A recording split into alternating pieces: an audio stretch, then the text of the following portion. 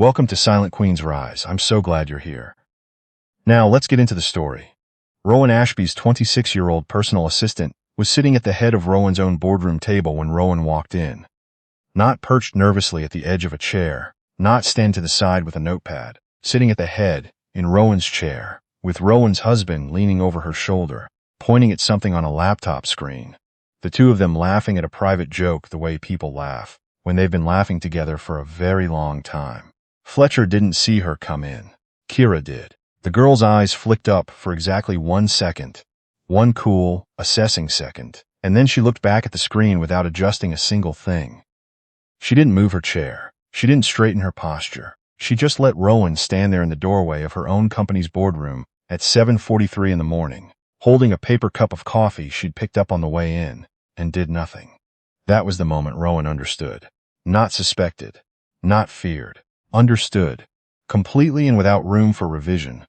What had been happening under her own roof, inside her own marriage, for what she would later calculate was 14 months. 14 months. The age of her company's newest product line. The duration of Kira's employment contract. The length of the lie. Fletcher finally looked up. The expression that crossed his face was not guilt. It was mild irritation at the interruption. Rowan, we're going over the Q3 projections. Kira's been restructuring the presentation deck. I see that, Rowan said. Her voice came out perfectly level. She had always been good at that. At keeping the surface of herself completely still while the machinery underneath moved at a different speed entirely. It was a skill she'd developed long before Fletcher. Long before the marriage, the company, the carefully constructed life they had supposedly built together. I'll need the room at 9, she said. Full executive team. She turned and walked back out without waiting for his response. She didn't go to her office. She went to the parking garage, sat in her car, and gave herself exactly 4 minutes, not to cry. She wasn't going to cry, not yet, maybe not ever in a way Fletcher would be allowed to witness.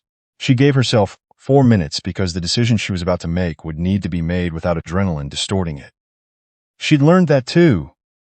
When to let the feeling pass through and when to act. On the 4th minute, she picked up her phone and called her sister, not her lawyer, not her best friend. Her sister, Margot, who was 12 years older, who had run the Ashby family's agricultural holding company for 22 years, who had no patience for sentiment and an extraordinarily precise understanding of how money actually moved through the world. I need you to connect me to Silas, Rowan said when Margot answered. There was a brief pause. Silas Vane. Yes. Another pause. Longer this time. Rowan. Whatever Fletcher did. I need Silas Vane and I need him today. Margaret said nothing for a moment. Then, I'll call you back in 10 minutes. She called back in 7. To understand what Rowan was about to set in motion, you had to understand what Fletcher Drummond had never bothered to learn about the woman he married. Fletcher had met Rowan at 31, when she was running a small but critically acclaimed sustainable textile startup. Out of a converted warehouse in Portland, she wore linen and drove a used Subaru and seemed entirely unbothered by the fact that Fletcher was already pulling 6 figures at a venture capital firm and moving in circles that expected a certain aesthetic. She hadn't tried to impress him. That, he told her later, was what got him. What Fletcher saw was a woman with a modest little company and an interesting mind. What he never asked about, never thought to ask about, was her last name. The Ashby family was not the kind of wealthy that appeared on lists. They were the kind that had been accumulating land, water rights, and agricultural infrastructure in the Pacific Northwest since the 1880s. Rowan's grandfather had quietly purchased a 40% stake in a regional shipping consortium in 1987. Her father had folded 3 separate logistics companies into a single holding structure in 2003 that now processed freight through 14 states. Margot ran it.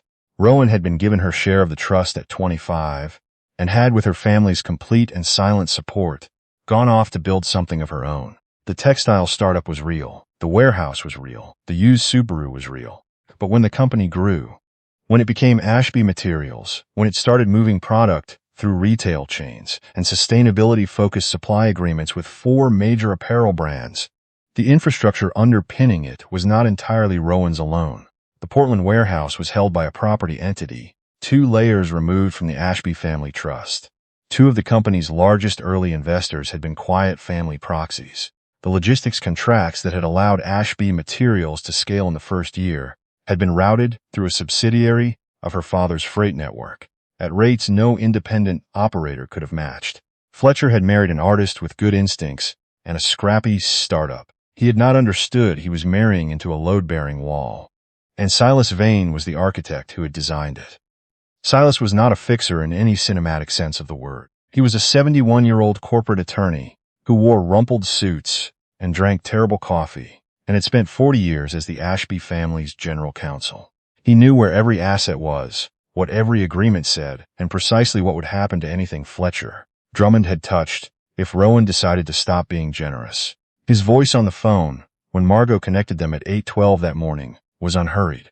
"Rowan, Silas, I need you to pull up the Ashby Materials operating agreement." "Already open," he said, as if he'd been expecting this call since the wedding. "Fletcher's employment as co-CDO. It's discretionary. His salary draws from the company account, not the trust." "Correct, and the condo." Fletcher had insisted on purchasing a condominium 2 years into the marriage. Downtown, 22nd floor, ocean-facing. He had presented it as a joint investment. He had also, Rowan now recalled, been strangely particular about handling the financing himself. "Who actually holds the note on the Meridian condo?" She heard Silas click through something. The mortgage was taken in both names. However, the down payment, $240,000, was wired from the Ashby Materials operating account. Fletcher routed it through a vendor payment category labeled Facetility Consulting. "I flagged it at the time. You asked me not to pursue it." Rowan closed her eyes. She had asked him that. She had believed the explanation Fletcher gave. She had wanted to believe it. "Pursue it now," she said. "With what objective?" "I want to know every dollar he has moved out of this company that didn't belong to him. I want the full picture. And then I want the full picture delivered to the right people." Silas was quiet for a moment. When he spoke again, his tone had shifted into something that could only be described as professional satisfaction. "I'll need 48 hours. You have 24. A pause. "Then, I'll need better coffee." "Bill it to me," Rowan said. "One more thing, the board meeting this afternoon." "Who called it?" "Fletcher submitted the agenda last week. He's proposed a restructuring of the executive equity split. He's drafted a revision that would give him 51% voting control." Rowan said nothing for a moment. The audacity of it was almost architectural. He had been building toward this. The affair with Kira, the financial extractions, and now a power grab dressed up in boardroom language. All of it moving in the same direction at the same time. Fletcher Drummond, it turned out, was not merely unfaithful. He was strategic. He had looked at everything Rowan had built and decided he wanted to own it, and he had been patient enough to take it slowly. "Cancel the board meeting," Rowan said. "Schedule a new one for tomorrow morning. Different agenda. I'll send you the items." She hung up. She finished her coffee. Then she went back upstairs. Fletcher was alone in the boardroom now, still at the laptop. Kira was gone. He looked up when Rowan came in and leaned in the doorway, and something in his expression shifted, not to guilt, but to the faint calculation of a man recalibrating. "Where's Kira?" Rowan asked pleasantly. "Sent her to handle the vendor call." He leaned back. "Rowan, I think we should talk tonight, about us. I've been trying to find the right time." "There's no need," Rowan said. He blinked. "What?" "To find the right time. I think we both know what this conversation is. I'd rather not do it here." Fletcher studied her. He was a perceptive man. That was one of the things she had loved about him, once. He could read a room. He was reading her now and finding something that didn't fit the reaction he'd prepared for. He had expected hurt, probably tears. Certainly a period of bargaining he could manage. What he was getting instead was a woman who looked like she had already finished a conversation he hadn't started yet. "Okay," he said carefully. "Tonight then." "Tonight," Rowan agreed. She spent the rest of the day in her office. She took meetings. She reviewed the vendor contracts. Silas had quietly begun pulling. She ate lunch at her desk.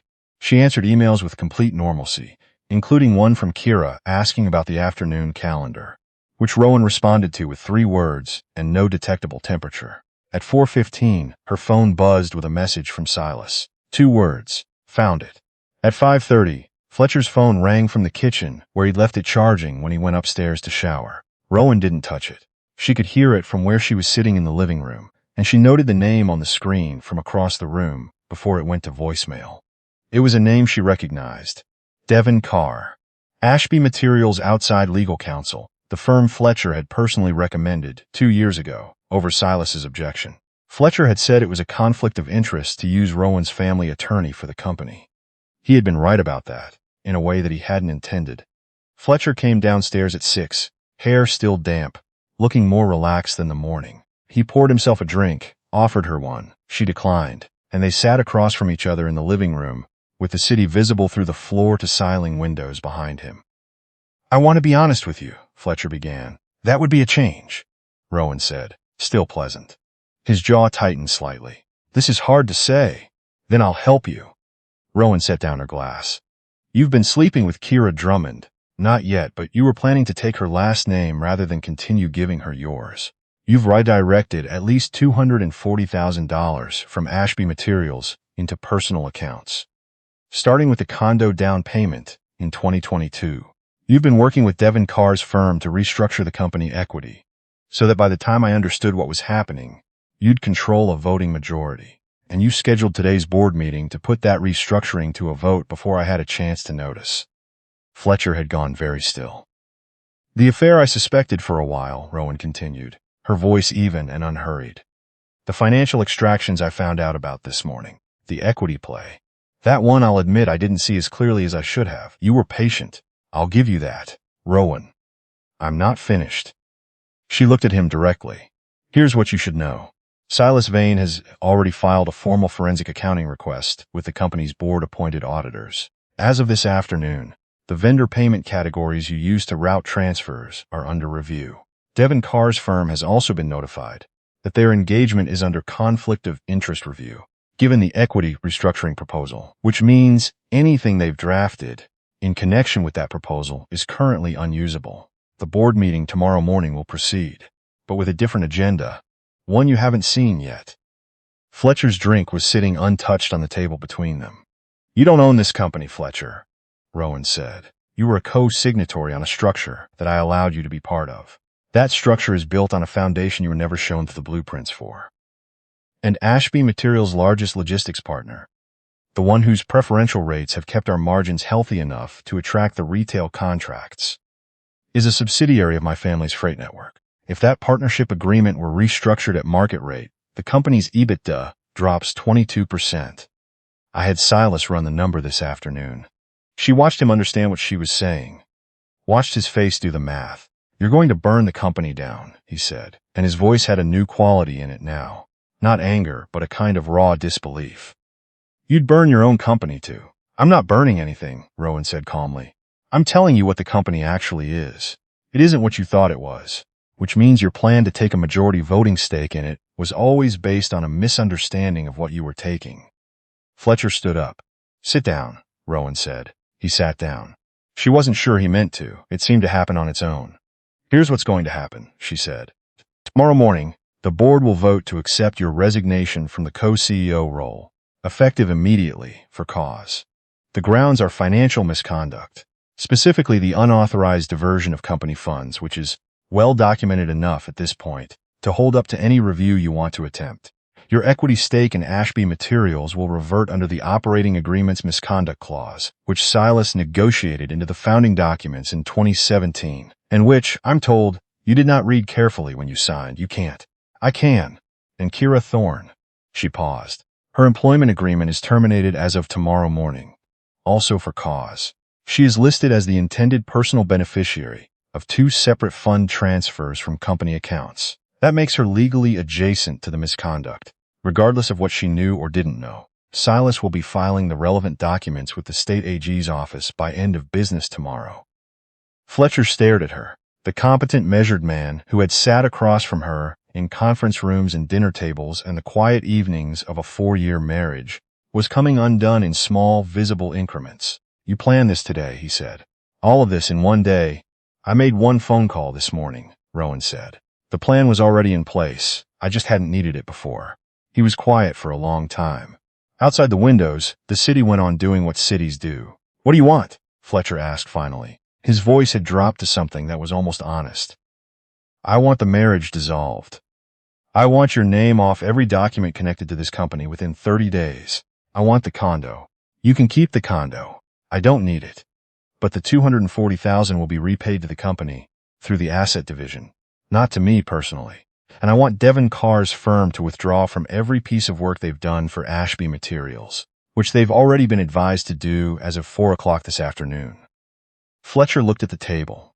A man sorting through the rubble of something he'd built too quickly on ground he hadn't tested. And if I can test any of it, then Silas files everything he has with the AG tomorrow instead of waiting. And everything he has, Rowan said, is quite a lot. He's been very thorough. She stood up. I'm going to stay at Margot's tonight, she said. When I come back Thursday, I'd like you to have your personal things out of the master bedroom. You're welcome to use the guest room until the lawyers finish. It shouldn't take long.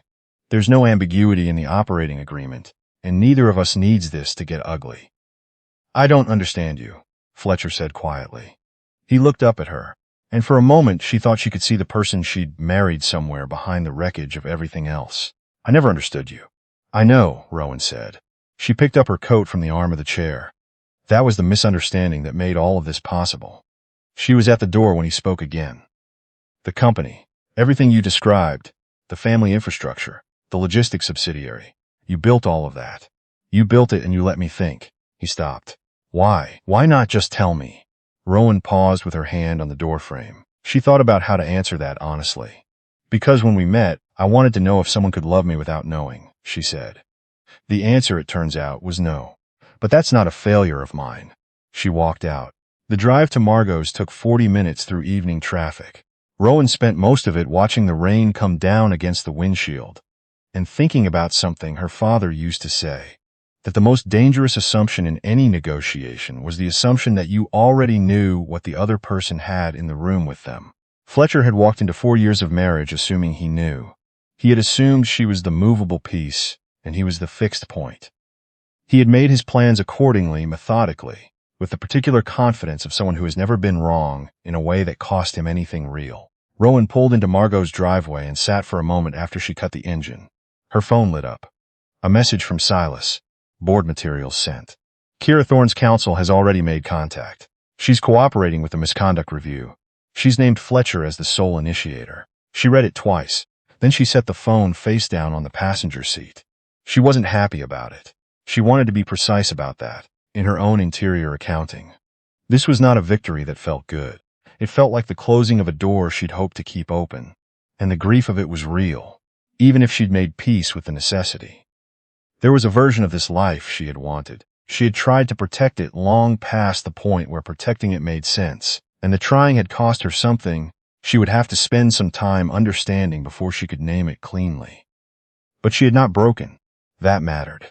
She had not begged. She had not made herself smaller, trying to preserve the shape of something that had already stopped being what she'd thought it was. The porch light at Margot's came on. The door opened, and Margot appeared in the frame, still in her work clothes, holding 2 cups of coffee. She looked at Rowan's car with the particular expression of a woman who has been waiting for a phone call for a long time, and is relieved, in a guarded way, to finally have it arrive. Rowan got out of the car. She walked up the steps. Margot handed her one of the cups without a word. They stood on the porch in the October cold, looking out at the dark yard, and for a few minutes neither of them said anything. How bad? Margot asked eventually. Manageable, Rowan said. Silas is already on it. Margot nodded slowly. And you? Rowan thought about it, about the boardroom that morning, and the chair, and the look on Kira's face. About 4 years of evenings, and the version of herself she'd set aside, without quite realizing she was doing it. About the moment she'd understood, and the 4 minutes in the parking garage, and the phone call that had started everything moving. I'm okay, she said, and meant it in the specific way that okay means. Not fine yet, not undamaged, but still upright, still holding the cup, still facing forward. That was enough for tonight. The women who quietly hold the weight of everything they've built. They don't announce it. They don't have to. When the moment comes, they simply stop holding back the tide, and everyone around them finds out at once how much water there was. If you know a woman like that, or if you are one, this channel is for you. Subscribe and stay close. The next story is already waiting.